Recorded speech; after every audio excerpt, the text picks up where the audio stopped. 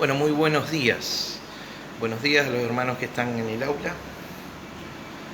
Martín, Miguel, Dani, Juan y Carmen. Hoy te tocó ser la única niña, Carmen. Entonces te voy a delegar una tarea. ¿Vos tenés el celular por ahí o no? ¿No? Lo tiene Juan, entonces le decimos a Juan. Juan, si vos ves que alguien escribe algo o manda algún mensaje, por favor decime. Hoy tengo una mañana accidentada porque me olvidé los lentes, estoy con unos lentes prestados, salí volando de mi casa, se me hacía tarde, llego acá, no encuentro los lentes, no podía volver ya. Así que gracias por solucionarme el tema, Miguel. Te dejé sin posibilidad, así que cuando pida para leer, vos no hoy. Sí, Bueno, bienvenidos al aula ICB, una alegría muy grande, estamos llegando a fin de año, seguramente esta es la anteúltima clase. Hoy vamos a ver 2 versos y seguramente ingresemos ya al tema final de la carta y terminaremos la semana que viene, así que ya va a ser 26, hoy 26. 26. Hoy es 19, hoy es domingo 19 de diciembre. Muy buenos los mates que me está cebando mi amigo de Corrientes, el Dani. Bien. Vamos a hacer los últimos preparativos acá. Vamos a abrir una Biblia, porque hoy no traje la Biblia de papel, pero tengo la Biblia acá en la computadora. Muy bien.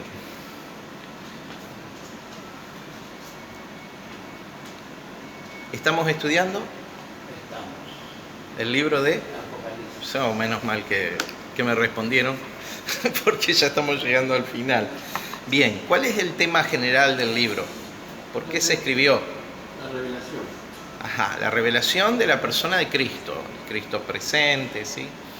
Y los hechos que narra el libro de Apocalipsis pertenecen al futuro o pertenecen al pasado. Al pasado. ¿Cuándo se cumplieron los hechos que narra este libro? En la cruz del Calvario. Se cumplieron en el año 70.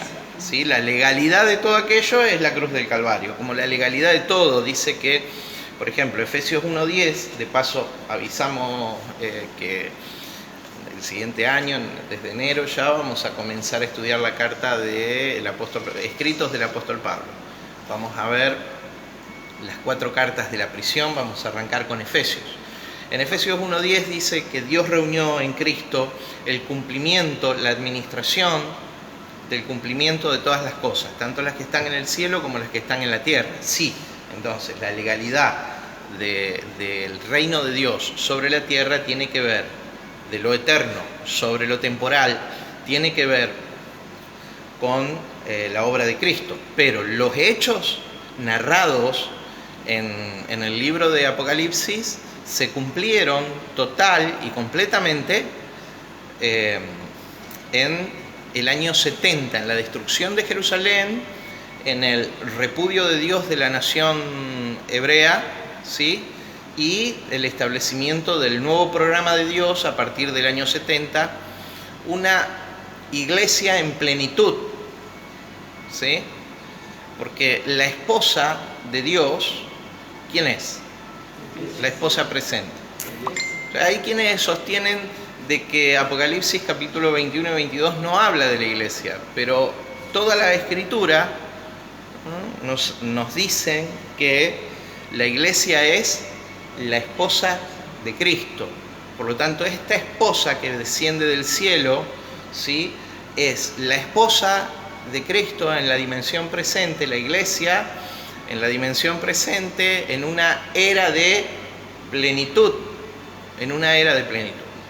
¿sí? En la palabra plenitud en el idioma griego es pleroma, que significa perfección, completitud, cumplimiento, ¿sí? Acabado, terminado.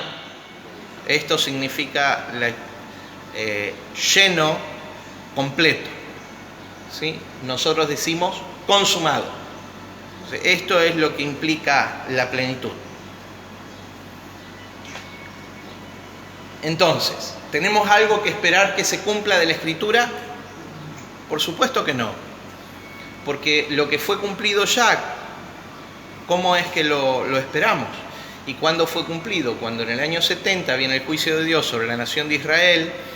Esto termina de ser ejecutado en el año 73 aproximadamente, con la caída de la última. Esto es una cuestión muy personal mía. Con la caída del último bastión judío en Masada, en el desierto de Judea. El mismo general Tito que destruye Jerusalén conquista Masada y termina completamente la era judía. Cuando Jesús habla en Mateo 24, entonces el fin no está hablando del fin del mundo. ¿De qué fin está hablando? El fin de la era judía, el fin del antiguo pacto. ¿Sí? Reinaba Nabucodonosor. No. Ahí reinaba Nerón. En ese tiempo reinaba Nerón. ¿Sí? Perdón. Nerón inicia, vamos a ser más claros, Nerón inicia la guerra contra los judíos, dándole autoridad a Vespasiano con 4 legiones para vencer a los judíos, la rebelión judía contra Roma. Pero, más o menos en el año 68, Nerón muere. Es ejecutado por su edecán, su guardaespaldas. ¿Quién lo cuidaba? Sí, porque se dice que él no tuvo valor de quitarse la vida a sí mismo. Sucedieron 2 emperadores más. Muy rápidamente hubo una guerra que involucró a Roma, una guerra civil, un enfrentamiento interno. Hubo 2 emperadores más. Luego le piden a Tito, al mando de las 4 legiones del Oriente, ¿sí? Le piden a Tito bajar hasta Alejandría, la más famosa de las Alejandrías, Alejandría en el norte de Egipto, en el delta del Nilo, y le dicen ahí en ese lugar, le proponen que sea el emperador. Vespasiano trae orden al imperio y vienen una serie de años, que era el general en el teatro de operaciones de la guerra de los judíos. Vienen una serie de años de paz, entre comillas, de bonanza, no de guerras civiles para los romanos. Él ordena el imperio. Y una de las medidas que toma Vespasiano es dejar 4 legiones. 4 legiones es una cantidad exorbitante de poder militar, ¿sí? Entonces, ¿en mano de quién lo deja? En mano no de cualquiera, sino en mano de su hijo, que iba a ser el heredero al trono. Le da las 4 legiones para que termine la guerra de los judíos. Tito es entonces quien sitia Jerusalén y la destruye, y después termina destruyendo la fortaleza de Masada. Esos son los hechos históricos. Esos son hechos innegables. Nadie pudiera... Acabo de patear el trípode de la cámara. Perdón por la desprolijidad, es parte del vivo esto. Nadie pudiera negar estos hechos, ¿sí? Son hechos de la historia que muchas veces se ignoran ex profeso, intencionalmente, en los seminarios, para sostener la zanahoria delante del burro, perdónenme la expresión, del futurismo, cuando en realidad todo esto ya fue cumplido. Usted lo puede leer en el registro más claro de todos, no el único, el registro más claro de todos, es Las guerras de los judíos de Flavio Josefo, en su último volumen. Me voy a sacar el saco porque hace calor. Tenemos... Mandan saludos de Juan Rosario, de Orlando Rodríguez. Amén. Bueno, Juan, te bendigo, mi hermano. Permiso. Raquel Villalba también mandó saludos. Raquel de más cerca. Te bendigo, Raquel, Julieta y Juan. Bueno, estamos llegando a varios lugares fuera. Dora también. Ajá. Y hay un hombre raro. Jonathan, ¿de dónde sos, Jonathan? Contanos, por favor, no te estoy ubicando dentro de los que conozco. Jonathan Corbera. Corbera, ajá, bueno. Meradna was. Y ella debe ser de la India o de Pakistán, que también Mandó nos siguen ahí. frase en inglés. En inglés. Bueno. Estamos listos para meternos en el capítulo 22 de Apocalipsis. Verso 1 y 2, vimos la semana pasada los elementos vivos. Estamos mirando adentro de la Jerusalén celestial. Para nosotros la iglesia en una dimensión de plenitud, ¿sí? La iglesia en esta era presente, la iglesia en la era de la plenitud de los gentiles, como le llama el apóstol Pablo en Romanos capítulo 11, verso 26, ¿sí? Y este es el diseño que vemos. Decimos, la Jerusalén celestial no es literal, no es una ciudad que va a venir del cielo como un ovni, una ciudad satélite, no, sino que es de naturaleza espiritual. Entonces, todos aquellos que ven, interpretan los símbolos en el libro de Apocalipsis como literales, cometen un grave error. ¿Por qué es grave el error? Porque ¿qué tipo de escritura es el libro de Apocalipsis? Revelación de Cristo. Sí, ese es el tema, muy bien. Pero ¿qué tipo de escritura es? ¿Cuál es el estilo con el que el apóstol Juan escribe el libro de Apocalipsis? Configura figurativamente. Con figuras, Claro, con símbolos. Simbólico Lo digo- y figurativo. Lo digo sintéticamente. A ver, de la manera más entendible que me sale. Toda la profecía hebrea maneja una comunicación a través de símbolos, ¿sí? Maneja una comunicación a través de símbolos. La cultura griega es diferente, va directamente al enunciado de manera muy explícita. En cambio, el hebreo escribía mucho con símbolos. Bien, cuando vos repasás los escritos de los profetas del Antiguo Testamento, vos vas a encontrar símbolos por todos lados, no de cosas que se cumplen literalmente. Que tiene casi un paralelo a las parábolas del Señor. Bueno, no nos olvidemos que... El Señor hablaba parábolas figurativamente. Ahora voy a eso. Recordámelo y voy a eso. Entonces Juan escribe de manera simbólica porque sigue siendo profecía hebrea. Por más que lo haya escrito en griego, meto una nota un poquito más elevada para los que una vez vayan a estudiar el texto de Apocalipsis. Han cuestionado a Juan por la escritura de pocas, miren, voy a decir algo que puede sonar una aberración, de pocas luces, digamos. A ver, la escritura muy chata, con un vocabulario muy simple, escribiendo de cosas muy profundas. ¿Por qué? Porque la cultura de Juan no era la cultura griega.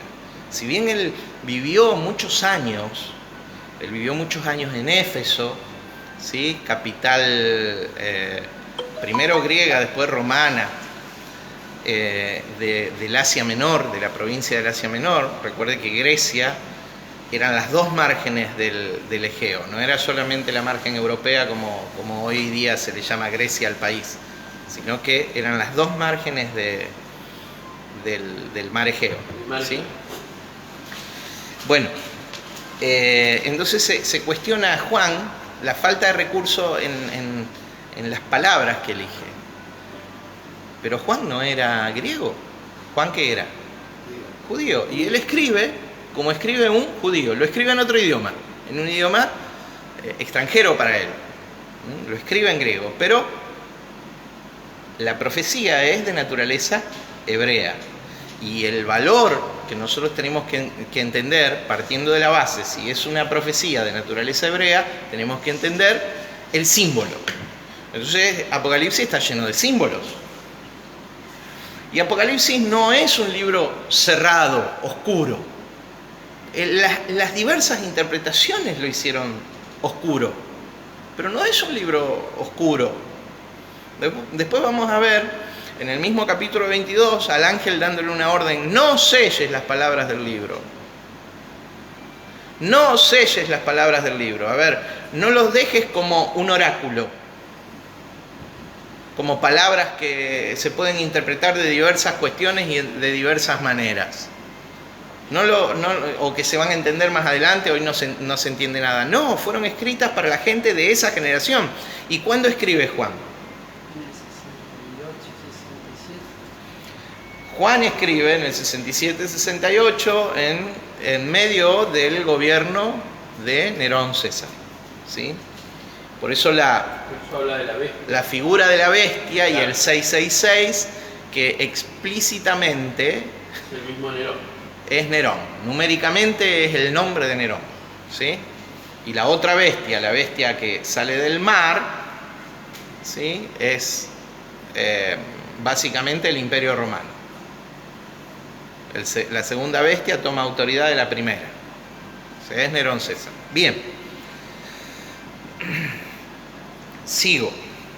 Estamos en Apocalipsis 22 y estamos mirando adentro de la Jerusalén celestial. Una Jerusalén de naturaleza espiritual, al decir celestial, de naturaleza espiritual, no de naturaleza terrenal. El contraste es la ciudad que fue juzgada, la Babilonia. Babilonia espiritual. ¿Cuál es la Babilonia espiritual? Una ciudad física y material que se llama Jerusalén, ¿sí? Eso es capítulo 17 y 18 de Apocalipsis, la gran ramera, ¿no? El juicio de Dios sobre la nación de Israel, en los símbolos, en los elementos que todavía hacían operativo el antiguo pacto. Si bien Cristo ya había muerto hace 40 años, lo que sucedía era que el antiguo pacto todavía era practicable porque estaba la ciudad de Jerusalén y el templo de los hebreos. Removido esos elementos, el antiguo pacto no era más practicable. Sí, Daniel. El libro de Apocalipsis es luz, realmente, es una luz realmente, porque dice realmente, yo lo señalo, que a mí me veo señalar que es Juan capítulo 1, dice realmente que Dios era verbo y se hizo carne y resplandeció entre los hombres.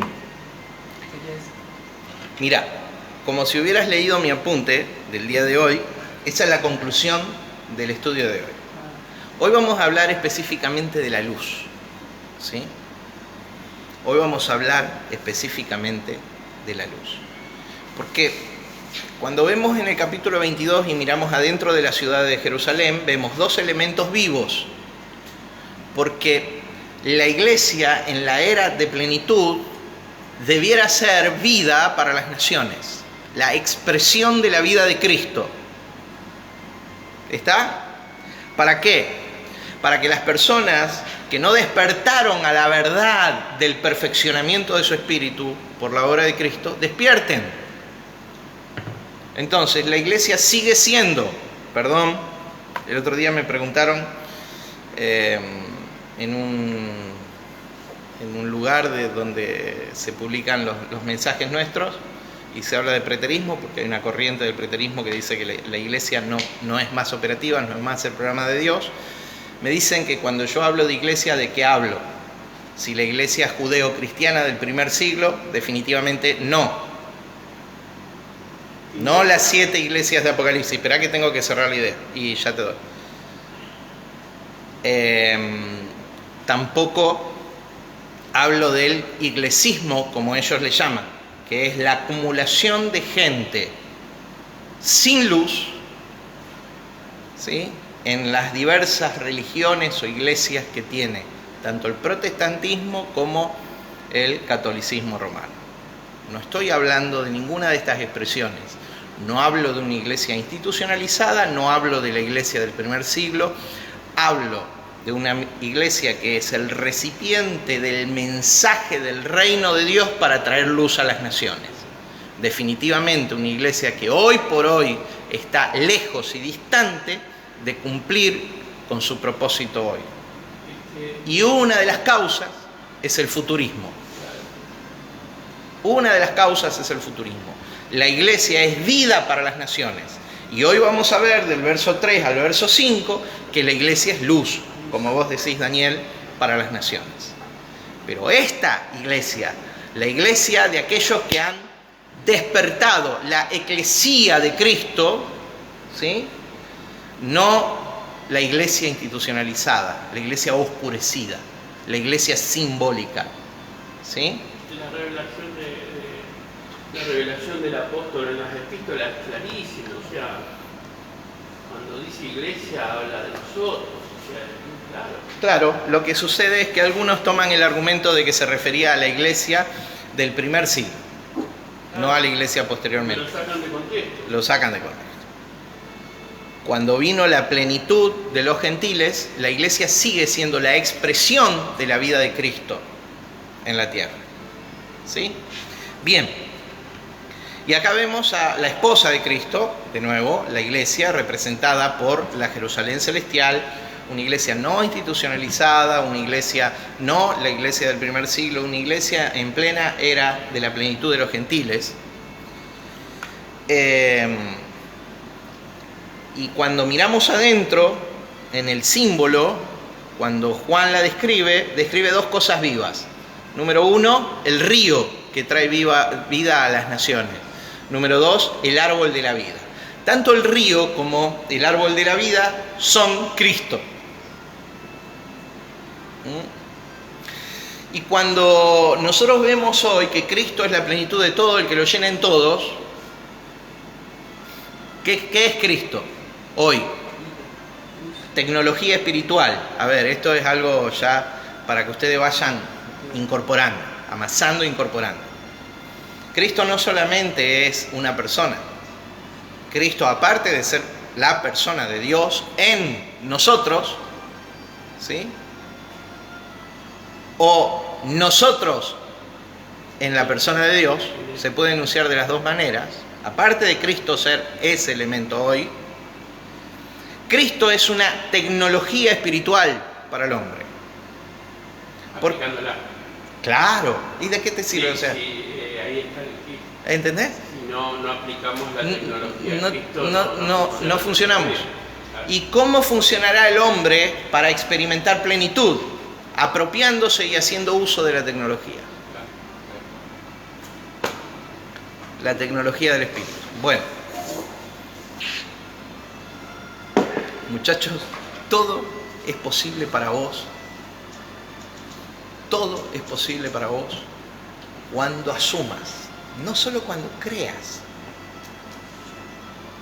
sino cuando asumas. ¿Qué significa? No solamente crees, suponiendo, hay cosas que no ves, pero cuando veas claramente con tu entendimiento la dimensión Cristo, no habrá absolutamente nada imposible para vos. Pero Cristo hoy, y esto es lo maravilloso, por eso el rol de la iglesia presente, gente entendida, iluminada, esclarecida por el Espíritu de Dios y no tan solamente usada. Lo maravilloso es que Cristo hoy es una construcción colectiva, no es individual. Es una construcción colectiva. En Cristo somos más que en Cristo soy. Es cierto, una parte es en Cristo soy, pero en Cristo somos. Somos. O sea, en la tecnología Cristo, en la dimensión de tu espíritu y en el mío no hay diferencia. ¿A dónde hay diferencia? En el alma. En el alma somos diferentes. Como Sí. es como realmente somos todo un grupo, pero soy en él realmente, porque yo soy con él realmente, sería Sí, personal y colectivo. Sí, sí. Pero, mirá, yo lo explico en un material, bueno, me demoro más de la cuenta, las introducciones estas. Pero está bueno, porque de esto nos sirve para introducir esto, porque Cristo es la tecnología para reinar en vida. Si no entendemos la dinámica de funcionamiento, la operatividad del Cristo en el que somos, no podemos reinar. Y vos estás destinado para reinar. No alcanza con decir soy rey y sacerdote. Ahora sos rey, perfecto. Ahora reiná. Lo activo y le doy funcionalidad yo. Claro. hay No es diciendo yo, haciendo declaraciones al aire. Y eso marca la diferencia. Entonces, la comprensión de la tecnología espiritual Cristo es fundamental. Y gracias a Dios que llegamos hasta este punto.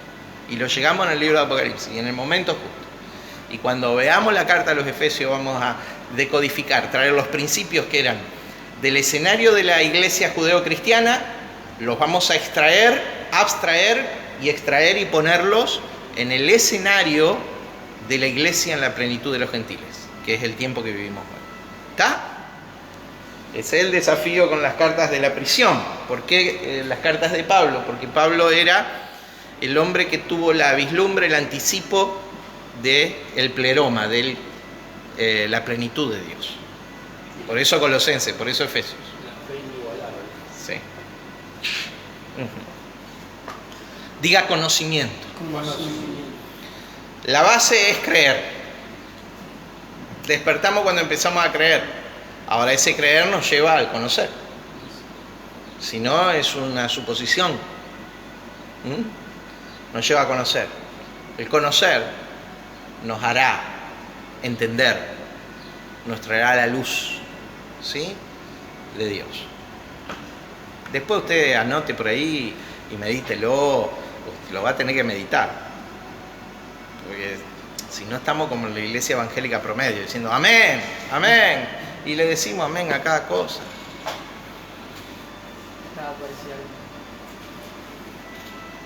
Medítelo. ¿Viste ese dicho de que el Dios es el mismo para todos? Pero hoy entendés que activa a Dios en nuestras vidas conforme a las personas que le damos nosotros. Sí, pero es una verdad que Dios es el mismo para todos. Pero En toda cultura, en todo lugar y en todo hombre. no es que no obra de la misma forma, sino que nosotros no lo dejamos. Vamos a seguir. Apocalipsis capítulo 22. Yo dije la semana pasada que no me gusta el término escatología cuando hablamos de la última parte, aunque después fue sistematizada la eclesiología también. No la eclesiología, el crecimiento. Alguien, un teólogo alemán, lo sistematizó por primera vez. Pero en la teología sistemática, el último peldaño, por lo general, es la escatología, ¿sí? La escatología, por definición, la teología sistemática es el estudio de Dios agrupado por grandes temas. Eso es teología sistemática. Hay muchas formas de teología. Y uno de los temas, a alguien se le ocurrió la brillante idea de ponerle los eventos futuros, la profecía no cumplida. Nosotros en el preterismo total sabemos que no hay profecía no cumplida en la Escritura. ¿Ah? Y teológicamente por años Se dijo escatología. ¿Por qué no me gusta a mí el término escatología? Porque de por sí, escatos significa futuro en el griego. Futuro.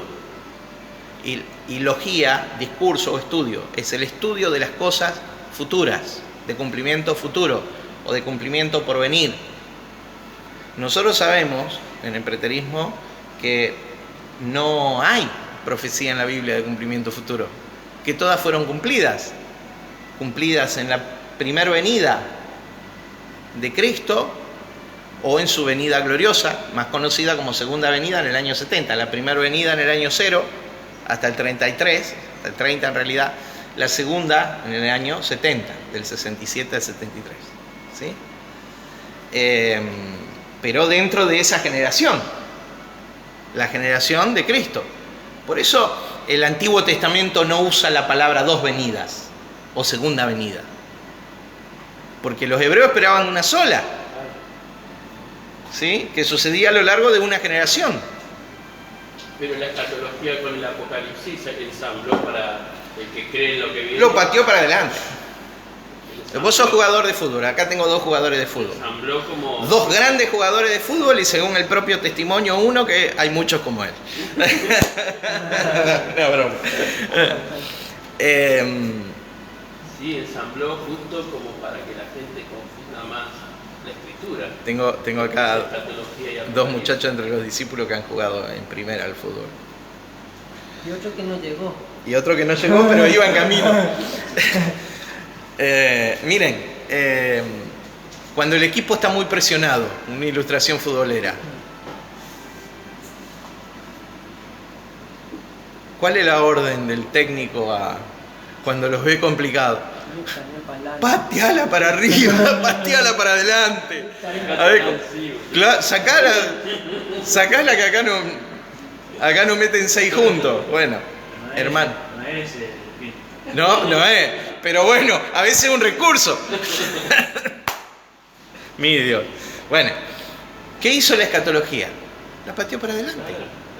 Le pegó para arriba. Salimos, dijo uno. Y confundió como loco. Hermanos, les quiero leer un extracto del escrito Epifanías. Particularmente creo yo que escatología es un término que no tenemos que usar más, porque condiciona al preterismo. Si escatología de por sí dice, habla de los eventos futuros, y eso es lo que significa la palabra, y nosotros creemos, sabemos y entendemos que no hay eventos futuros, sino que corresponden a un cumplimiento total y absoluto del pasado, la palabra escatología no hay que usar más. Yo sugiero otra palabra, que tiene más que ver con consumación, con visión de consumación. Se llama teleología, con la misma matriz de la palabra griega teleos, que significa completo o cumplido. Entonces, no existe escatología para nosotros que asumimos una postura preterista total. Existe una teleología, una doctrina de las cosas consumadas, cumplidas o terminadas, acabadas. ¿Se entiende? Bueno, lo explico en este escrito. Dice: con su permiso, me voy a permitir usar un poco de lenguaje técnico. Me disculpo con quienes no están familiarizados con la teología. Para ellos, intentaré explicar los términos empleados aquí de la manera más clara posible, pero entiendo necesario este tipo de abordaje en el tratamiento del tema. Permitámonos corrernos de un rígido encuadre de la teología.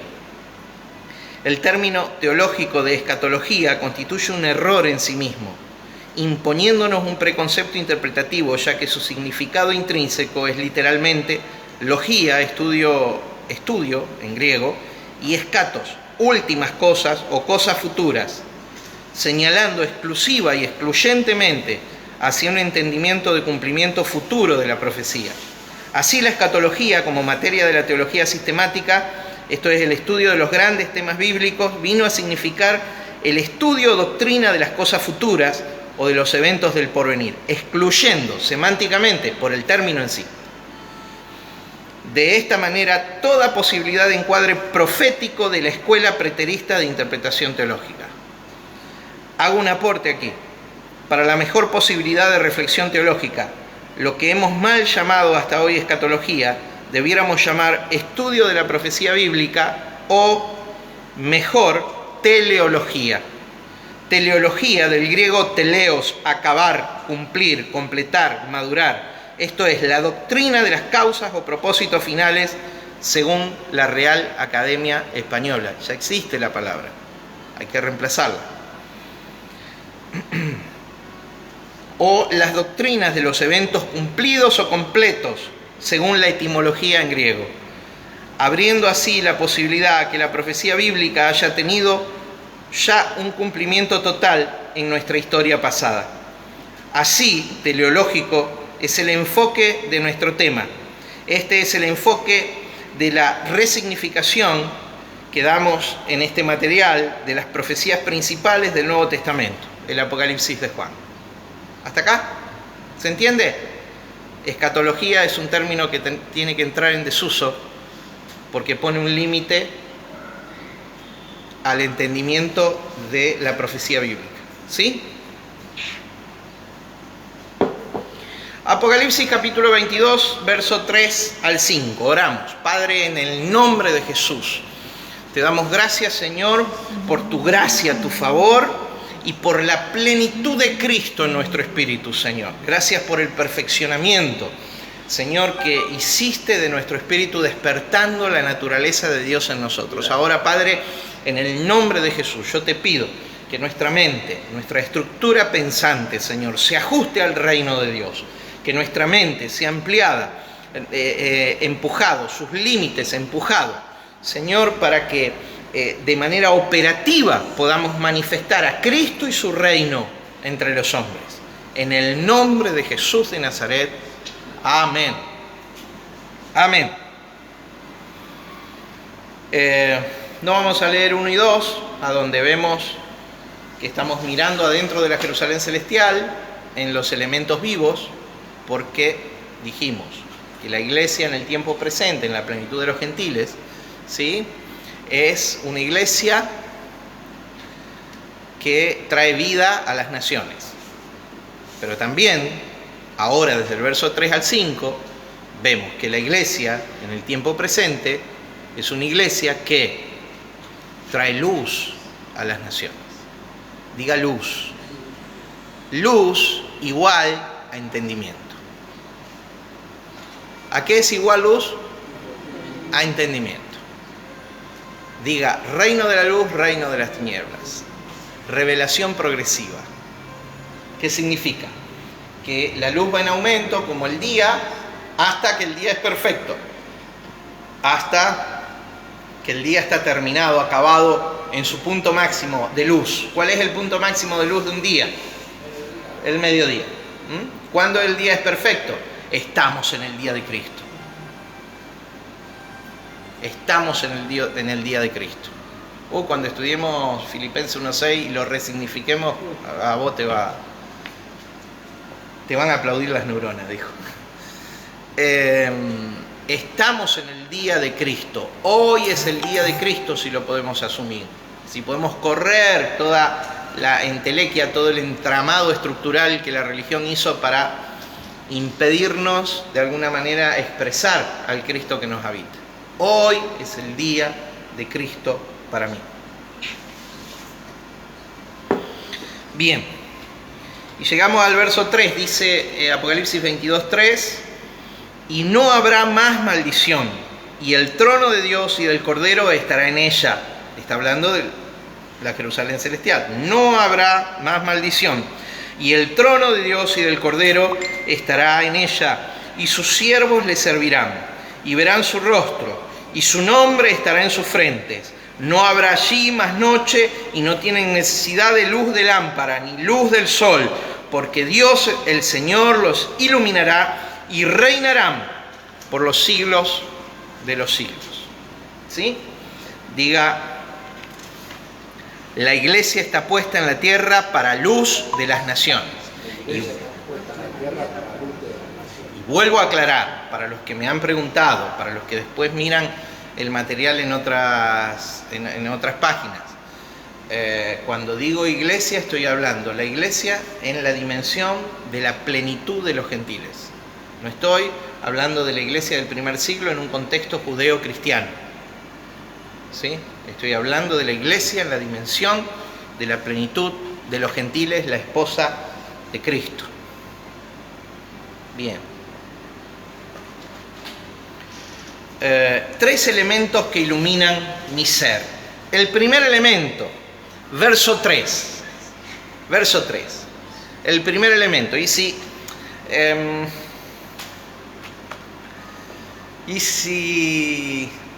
a ver, ¿cómo decirlo? Y si dijimos que luz es igual a ¿qué? Entendimiento. Lo que tenemos que hacer es entender estas figuras de la profecía. ¿Sí? Diga trono. Hay un trono. ¿Por qué hay un trono? Porque hay un rey, hay un reino. Hay un asiento de gobierno, básicamente. Hay un lugar de gobierno de todas las cosas, del universo, de todas las cosas. ¿Sí? Hay un lugar de gobierno en mi vida.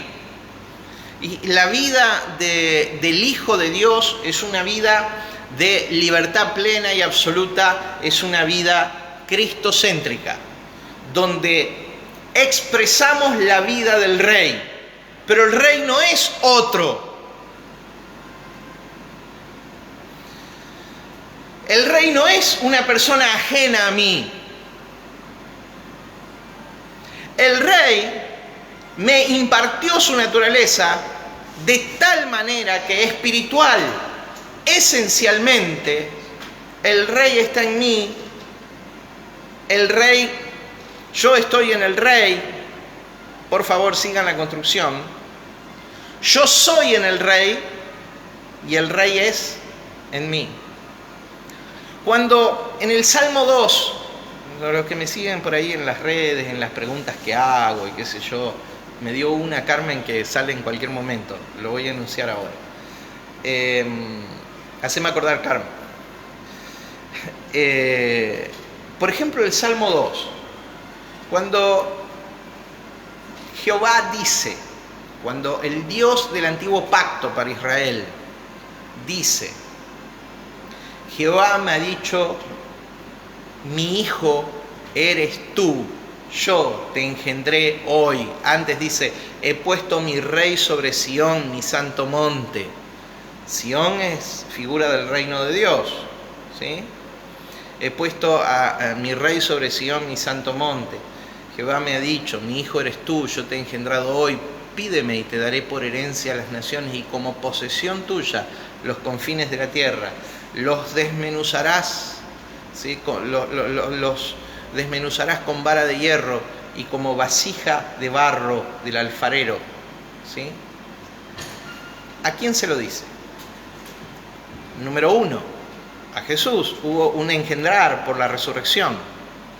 Cuando vos escuchaste la palabra, según Romanos 1:4, el apóstol Pablo escribe que es por la resurrección, la declaración de hijo.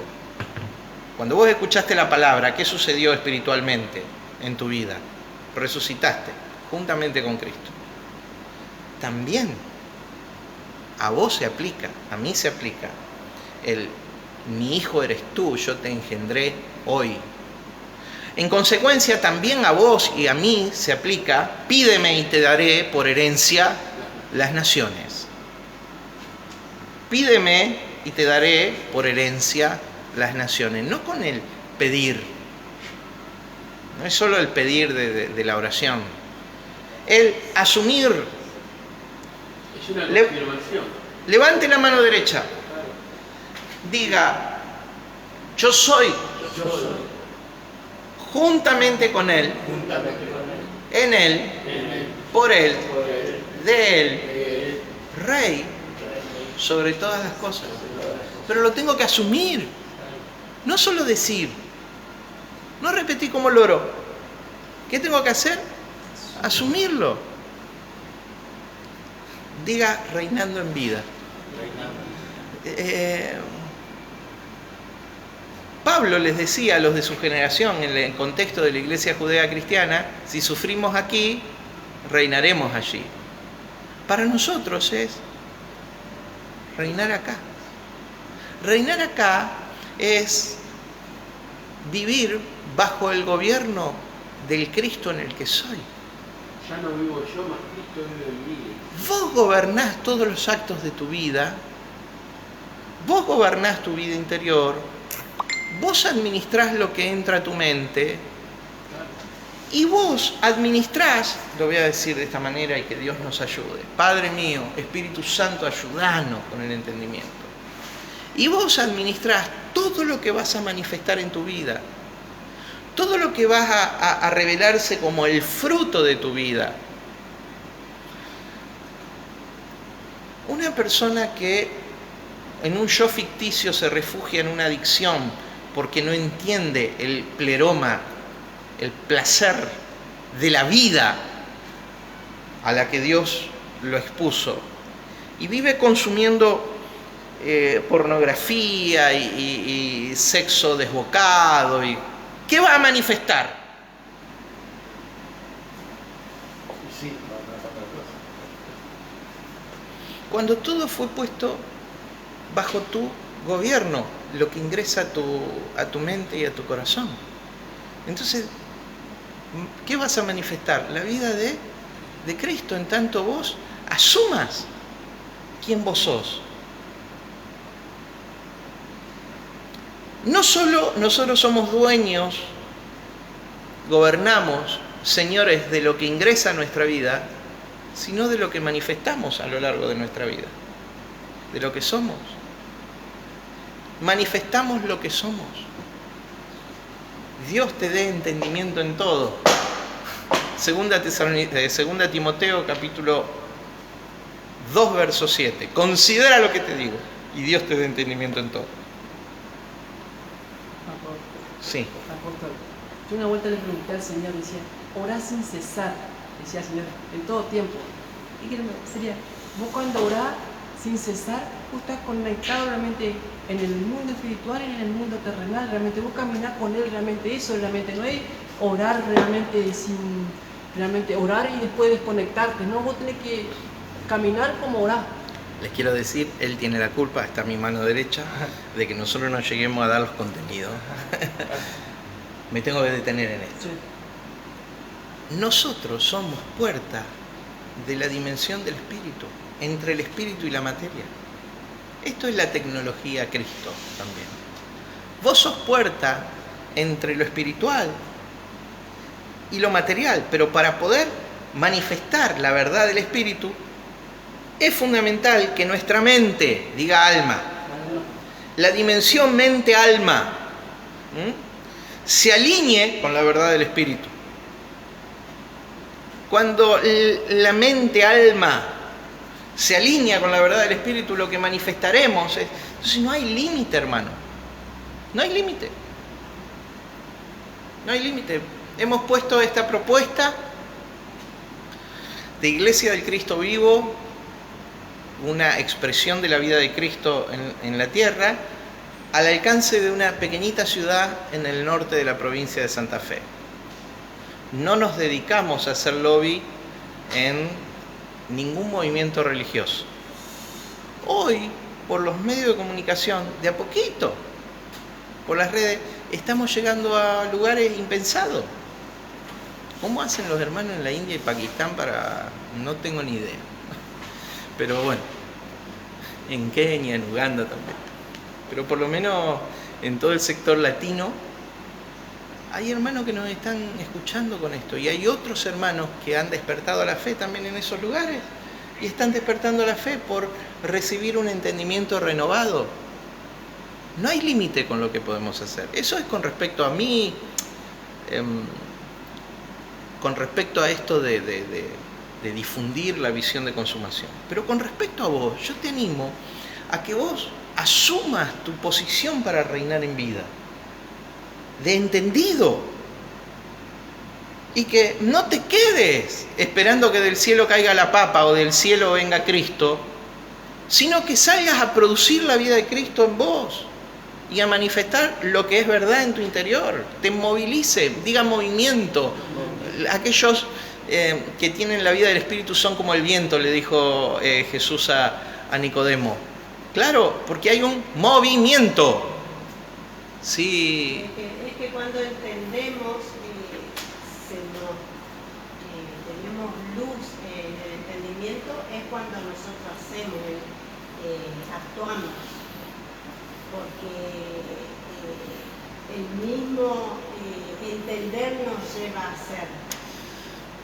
Con respecto a la materialidad de las cosas, hermano, reconcíliese con la idea del dinero, porque en la obra y para toda tarea humana se necesita recursos financieros, ¿no es cierto? Mira cómo manifestaba Jesús. Viene Pedro y le dice: Señor, no tenemos para pagar el peaje de la ciudad. ¿Y Jesús qué hubiera dicho? Bueno, vamos a ver qué hacemos, Pedro, venimos mañana.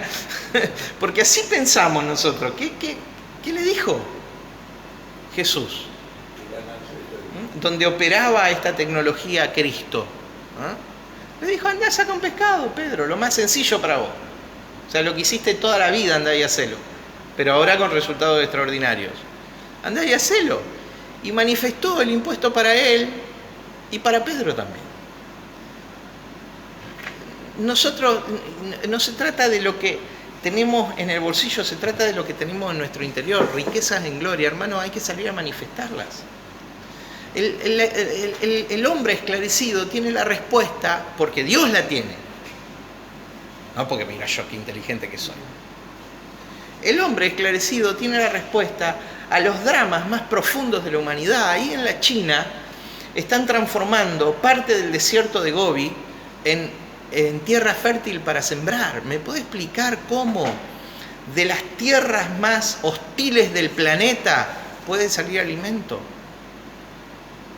Porque eso tiene que ver con el hombre dando respuesta a las necesidades. Pero una iglesia atrasada, institucionalizada, anquilosada, oxidada, hecha un dinosaurio fosilizado en la tierra, como es la iglesia, hoy, a causa del dispensacionalismo, del futurismo y de todo esto, cuando le vienen con una pregunta a la que tiene que responder, ¿sí? Tiene que tener respuesta, dice: Cristo viene pronto. Nos alienamos, nos separamos, nos retiramos de lo que tenemos que hacer, que es manifestar al Cristo, que es solución a toda la problemática de la humanidad. Uno de los problemas más graves, desafíos del siglo XXI, es el hombre reconciliándose con la naturalidad, porque la sociedad de consumo, este vértigo del tener y tener a cualquier precio del hombre, consumir, está devastando el planeta, ¿sí o no? No vamos a tener otro planeta. Por ahora tenemos este. Y las mentes también. Y las mentes también. Con la idea Ahora. Que quiero, consumo. Claro. Ahora. ¿De dónde va a venir la iglesia? ¿De dónde va a venir la respuesta? De la esencia de Cristo en el hombre. Cristo mismo en nosotros. Porque nosotros tenemos la mente de Cristo. Pero para eso hay que dejar de creer fábulas, ¿sí? De que el caballo blanco y que los ángeles, que ya vemos que son todos símbolos. Hay que asumir que nosotros gobernamos. Ahora, cabe la posibilidad que gobernemos mal también. ¿Eso es responsabilidad de quién? Nuestra. Si todo gobierno, toda autoridad nos fue delegada, no un poquito.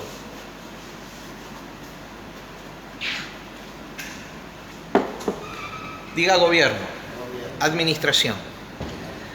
La administración de lo de Dios nos fue dada.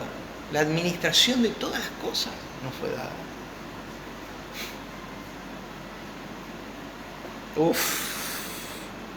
Cambia de modo irresponsable a modo responsable, por favor, cambialo. Exacto. Es como el Señor nos pone la responsabilidad a nosotros realmente, y por ahí no queremos agachar, queremos sacar lazo, pero lo pone a nosotros realmente. Así es. El trono de Dios, el asiento de gobierno, diga reinando en vida. El trono de Dios, que es luz para las naciones. Luz para las naciones. Es un trono de gracia, es un trono de gloria, es un trono de autoridad, es un trono de poder. O sea, andá y buscá en la Biblia todos los tronos que aparecen ahí. En algún momento di un estudio bíblico acerca del reino de Dios y hablaba de la sala de tronos. Todos los tronos que hay, diga trono de gracia.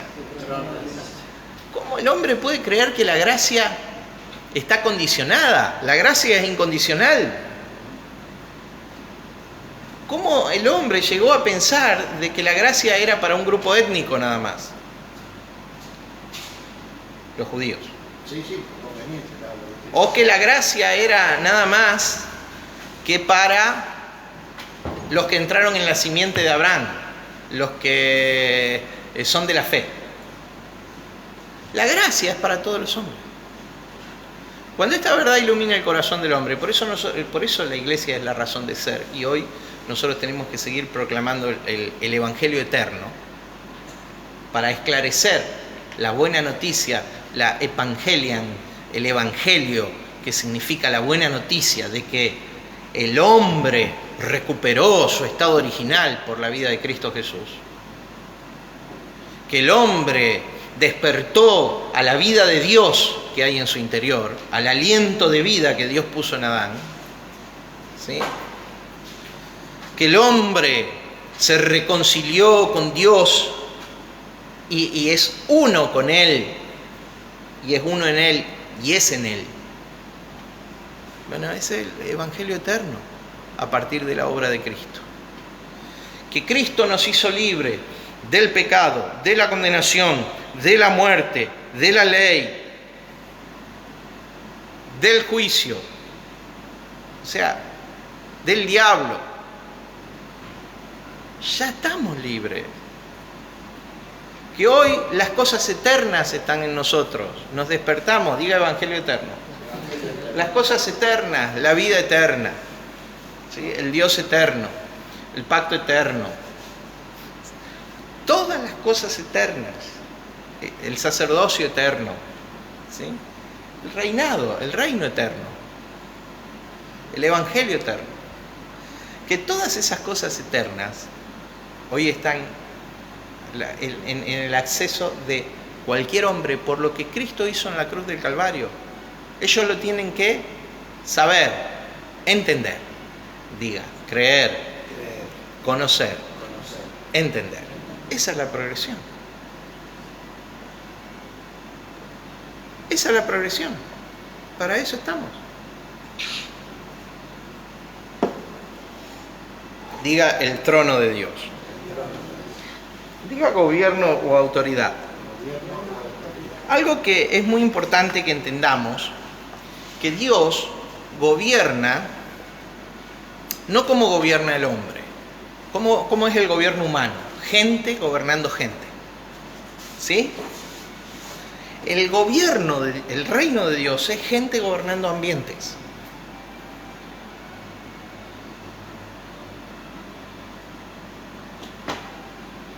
¿Cómo se piensa, por ejemplo, en el movimiento evangélico?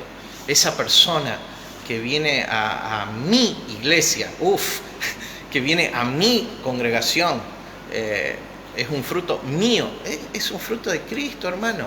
Y hoy está, mañana no está. Vos no tenés gobierno sobre la persona. Nunca el reino de Dios es gente gobernando gente. Ese es el gobierno humano.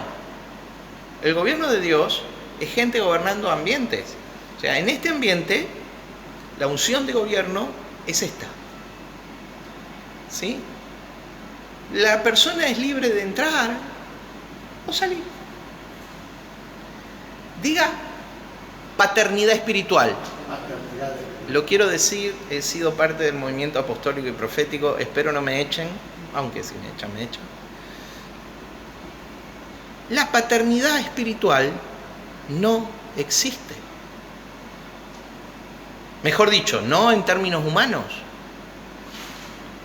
Lo que existe es la paternidad ministerial. Jesús le puso punto final a la paternidad espiritual. Jesús dijo así: no llaméis padre a nadie en la tierra. ¿Qué quiere decir? ¿Cómo se llamaba tu papá, Miguel? Osvaldo. Osvaldo. ¿Que vos no le vas a decir más papá a Osvaldo? No. No. Se entiende, sí, sí. No quiere decir eso. Sí, sí. Tu papá Osvaldo es tu papá en la carne, en la vida. Vos tenés un papá ministerial a lo mejor, un adelantado, alguien que porta por la gracia y entendimiento, luz que porta, tiene una referencia hacia tu vida. En todo caso será un padre ministerial, no un padre espiritual. Porque así como Dios no te dice a vos que no le llames más papá Osvaldo, sino que lo tenés que honrar. Ahí no se refiere a papá en los sentidos físicos materiales, a padre espiritual. Vos no tenés otro padre espiritual más que Dios. Y hemos vuelto al Dios y Padre de nuestro Señor Jesucristo. Diga, estoy en el reino de mi Padre. Entonces yo no tengo padre espiritual, puedo tener un padre ministerial. Pero no uno que por su luz esté adelantado en algunas cuestiones. Y me sirve a mí para adelantarme, ¿sí? Para crecer como referencia. Cuando Pablo dice, vosotros podéis tener muchos ayos, pero uno es vuestro padre, Padre ministerial, Padre espiritual, Dios. ¿Se entiende? ¿Se entendió? Viene alguien y vos te retirás porque sucedió algo en un lugar y te dice, no, yo te saco la cobertura, hermano. ¿La cobertura de qué? ¿Cómo alguien te puede sacar algo que Dios te da? Esto que vos me decías. ¿Qué hicimos con la iglesia? Egocentrismo. ¿Qué fue lo que hicimos? ¿Qué cobertura ¿Qué cobertura le va a sacar a la gente? ¿La cobertura de Dios? Sí, ya en el antiguo pacto, imagínate hoy en una dimensión de gracia, fíjate hoy en el pacto eterno, fíjate hoy en la gracia ilimitada o la redención global, términos que tienen que ver con el pleroma de Dios, la plenitud. ¿Qué le va a sacar lo que Dios le dio? El que habita al abrigo del Altísimo morará bajo la sombra del Omnipotente. O sea que Cristo tenía una lista, en la cruz murió por todos, pero cuando Él quiere te dice, bueno, ya por vos no, por vos tampoco. Pero es el pensamiento de la iglesia evangélica, hermano, perdónenme, no estoy de acuerdo. ¿Se puede plantear disidencia o no? Sí. Bueno, no estoy de acuerdo. Tito 2:11, porque la gracia de Dios se ha manifestado a todos los hombres para salvación.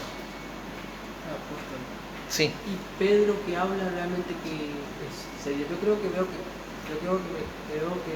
que era una exhortación, realmente estaba armando una iglesia realmente de Cristo, realmente que dice capítulo 5, primera carta del capítulo 5, dice, mira, yo realmente que viví las cosas de Cristo realmente como no poniendo señorío sobre las personas de la ley. Ahí habla realmente, se habla clarito. No teniendo señorío sobre la gente, o sea, vos no sos dueño de la gente. ¿Qué gobernamos nosotros? Diga reinando en vida. ¿Qué gobernamos? ¿Qué gobernamos? Ambientes. En la organización, por ejemplo, la organización tiene muchachos que trabajan en relación de dependencia, empleados. ¿Sí? Mañana consiguen un trabajo que ellos entienden que es mejor. Pero los brazos están para bendecirte, impulsarte, para... Y pasado mañana, si no te fue como vos tenías la expectativa y querés volver, bienvenido sea. Sin reclamo, sin reproche, esperando que vos hayas crecido y que yo haya crecido. No estoy hablando de aquel que se fue robándote. ¿Se entiende? Se va un empleado de tu negocio, empresa, robándote. Estoy hablando porque es sentido común a la vida.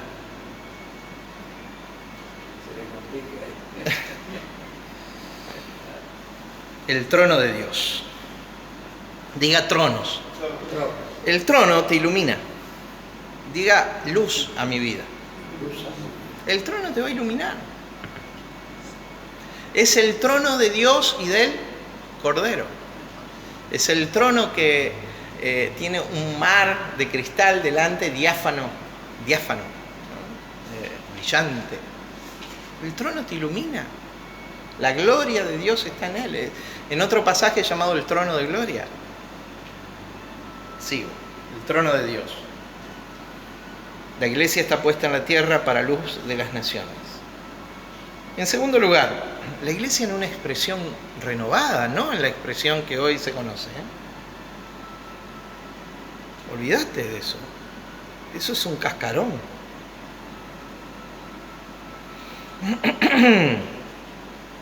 En segundo lugar, verso 4. Y verán su rostro y su nombre estará en su frente. Segundo elemento que ilumina. Diga la revelación en sus siervos. No le tengan miedo a la palabra siervo. Siervo significa esclavo. Pareciera que la expresión resigna libertad. Pero nosotros servimos en la mesa del rey, en la casa del rey, en los asuntos del rey, no como sirve un esclavo, sino como sirve el hijo. ¿Cuál es la diferencia entre el hijo y el esclavo? Uno lo Muchas. hace por obligación y el otro lo hace por amor. El otro es dueño. El hijo es el dueño. Diga reinando en vida. Yo como hijo soy dueño. A ver si entendés. ¿Entendés eso? Yo estoy reinando en vida. Como hijo de Dios. Como Señor. Dueño de la creación.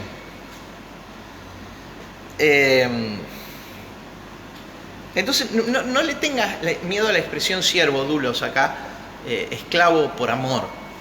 Porque la verdad es que hay un doble mérito. Vos no eras esclavo y ahora sos esclavo por amor. Vos sos hijo, pero cuando te calzás el overol para servirlo a él, la ropa de fajina, de trabajo, vos servís, pero no servís como quien sirve al otro, sino como quien sirve en lo suyo propio. Mi hermano, yo en mi trabajo, yo no tengo ningún horario. Alguno pudiera decir, disciplínese y póngase horario porque si no le va a hacer mal. Bueno, está bien, no tengo horario. Cuando tengo que trabajar, trabajo. ¿Como quién? Como el que más. Me enfoco en eso. Pero estoy presentando el servicio de un hijo. De un hijo. Asumí mi condición de hijo. Todos los asuntos de mi papá son míos. Ministerialmente hablando. ¿De quién es todo esto, hermano? Diga, es mío. Dígalo, pero créaselo. Diga, esto es mío. Cuando nosotros desarrollamos esa mentalidad del servicio del hijo, todo lo que hagamos va a ser excelente. Yo no puedo ver un papel tirado, porque esto es mío. Me cuesta ver las cosas sucias, porque esto es mío. Diga, esto es mío. ¿De quién es esto? Pero créaselo. No salga a vender las cosas, hermano. Como es, de tanto que creo que es mío, ya estoy viviendo acá. Vamos, es siempre así. Diga la revelación de sus siervos. Verán su rostro. Hermano, cuando hubo un lío en el desierto, Aarón y María tenían razón de murmurar contra Moisés. ¿Por qué Moisés le había gustado una mujer que no le era permitido al pueblo de Israel tener? Una mujer cusita, una mujer de tez morena, negra, no por ser negra, sino por ser de otra raza, no ser judía, no ser hebrea. Porque todo el pueblo de Israel estaba bajo el pacto. Pero Moisés no estaba bajo el pacto de la ley. Eso nunca entendió María y Aarón, que ellos estaban bajo el pacto de la ley. Pero Moisés tenía otra luz. Moisés, como anticipo, bosquejo, tipo de Cristo, estaba bajo el pacto eterno, no bajo el pacto de la ley. Él era el canal del pacto para liberarlos, como Jesús fue el canal del pacto para liberarlo a Israel. Pero él no estaba bajo el pacto de la ley. Voluntariamente, pero él tenía la libertad porque él obedecía a otro pacto. Y se los dice, Dios le dice a Aarón y a Moisés: cuando haya profeta, hablaré con ellos a través de símbolos, de sueños, mas con mi siervo Moisés, y escuche esta expresión del capítulo 12 del libro de Números. hablaré con él cara a cara. ¿Cómo? Porque él no estaba bajo el pacto de la ley. Con ustedes voy a hablar con intermediario, con él voy a hablar cara a cara. Yo creo que Aarón y María tragaron grande.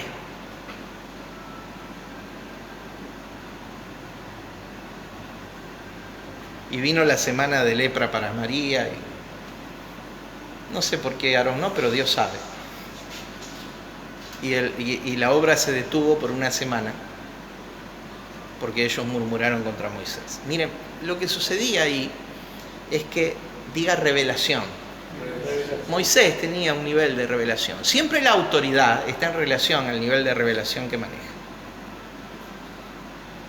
No está en relación a una patada que alguien dio en una organización ni a la habilidad política, porque se hace mucha política en las organizaciones institucionales, claro, porque es el arte de lo posible.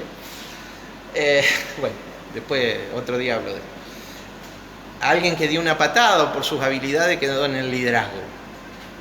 ¡Puc! Te dieron una patada y caíste en la silla de gobierno, de liderazgo de un ministerio, no, en la presidencia de un ministerio. No funciona así. En la Iglesia de Cristo los niveles de autoridad son a partir de el acceso a la revelación de Dios. Cuando hable con Moisés cara a cara voy a hablar con él. Era excluyente que el líder ante la nación de Israel era Moisés.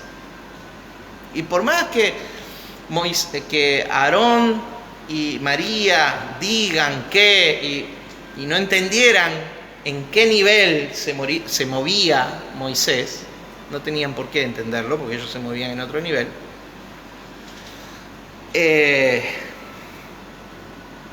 con él iba a hablar cara a cara. ¿Qué significa esto? Revelación. Revelación. Hablar cara a cara es cuando Dios se te descubre. Porque vemos en espejo. Mas entonces veremos cara a cara. Y hoy es ese tiempo. Vemos oscuramente, pero entonces veremos cara a cara. Cuando venga lo perfecto, la epignosis. Y hoy es ese tiempo del superior conocimiento de Cristo. Entonces, hoy podemos ver a Cristo cara a cara. Claro, con ese criterio que no lo entendíamos, esperábamos la venida, la del caballo blanco, y ahí iba a ser la perfección, y ahí las calles de oro, y qué mentira, ¿no? Y hoy está todo a nuestro alcance, hermano. Esa dispensación, ese estudio dispensacionario que no existe, ¿no? Ya fue todo hecho. Así es. Entonces, y verán su rostro, y su nombre estará en sus frentes. Diga frente, cabeza, mente.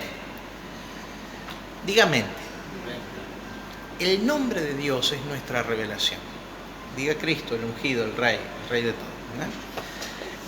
Es la revelación que portamos. Entonces, en primer lugar, hay un trono que nos ilumina. En segundo lugar, hay una luz en la revelación. Por ejemplo, en Mateo capítulo 4, cuando Cristo en los días de su carne, como el unigénito Hijo, se presenta al pueblo de Israel, Él predica, porque Él vive en Nazaret, que queda en Galilea, ¿sí? Él predica en Galilea. Entonces, para cumplir la profecía del Antiguo Testamento que dice, tierra de Neftalí y de Zabulón, más allá del mar, Galilea de los gentiles, luz te resplandeció, pueblo que habitaba en sombra de valle y de muerte, luz le resplandeció. ¿Por qué? Porque Jesús caminó entre ellos. ¿Se entiende? Entonces,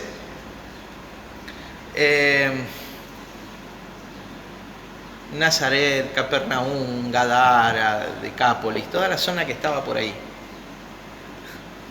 Zona agraciada. ¿Por qué? Porque en aquel momento la luz que había en Cristo, la unción que había en Jesús, Cristo en los días de su carne como unigénito, ¿sí?, hacía que se irradie el conocimiento de Dios. no muchos lo conocieron. Decían, ¿qué va a hacer si este es el carpintero? A lo mejor te ven a vos y ven la carne nomás. ¿Qué va a decir si es Carmencita? Todos varones la rodeamos a Carmen, por eso nos referenciamos con ella ahora. Carmencita, sí, Carmencita, ¿no? Es la que tiene la fábrica de pasta. O te puede ver, vos sabés que Carmen me dio una palabra de parte de Dios, me liberó, me hizo avanzar en mi vida. ¿Se entiende? O sea, todo depende de cómo te vean. Pero vos no te ocupes cómo te tienen que ver.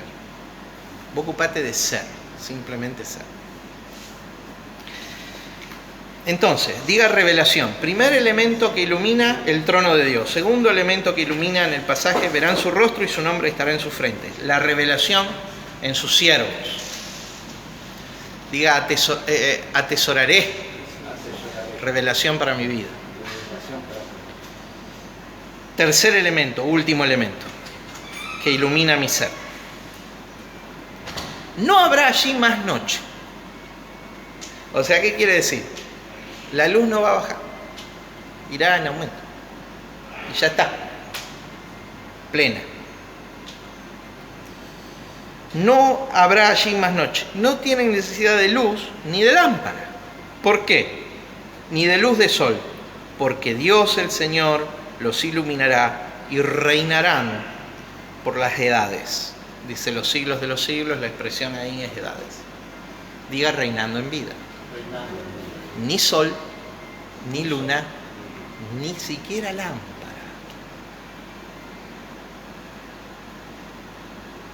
Ni la lámpara que se prende en un lugar oscuro, porque no habrá lugar oscuro.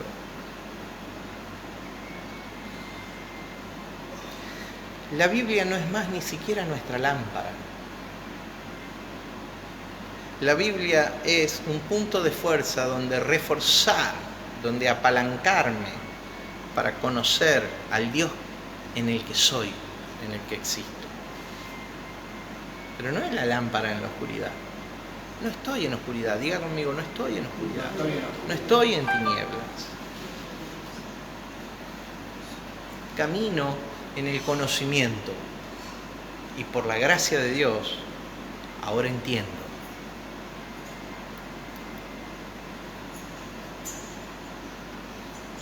Diga reinando en vida. Reinando. Jesús dijo en Juan capítulo 8, verso 12, yo soy la luz del mundo.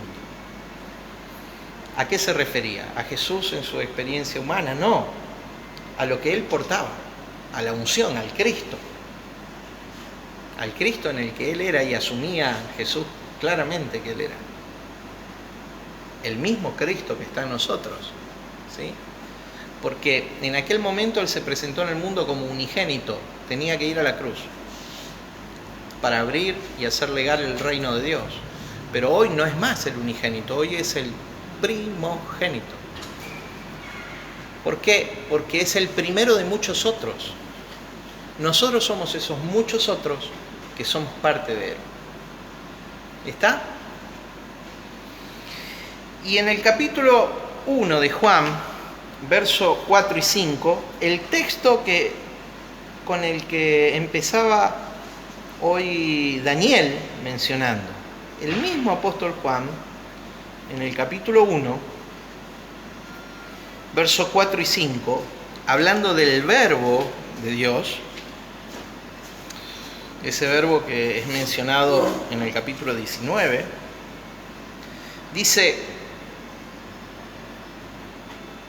todas las cosas, verso 3, todas las cosas por Él fueron hechas, y sin Él nada de lo que ha sido hecho fue hecho. En Él estaba la vida, y la vida era la luz de los hombres. Diga, la luz y la vida están asociados. Los elementos vivos en la Jerusalén celestial, en la mente de Juan, es así.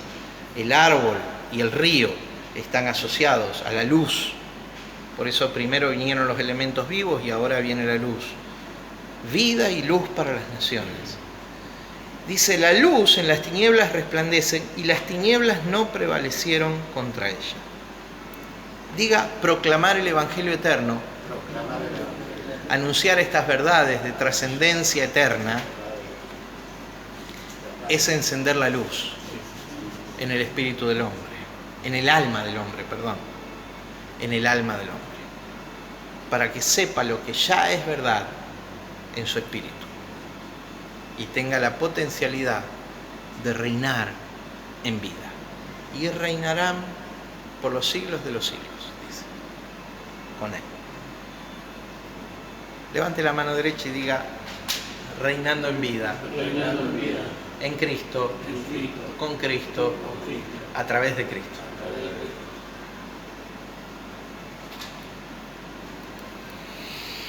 Terminamos acá.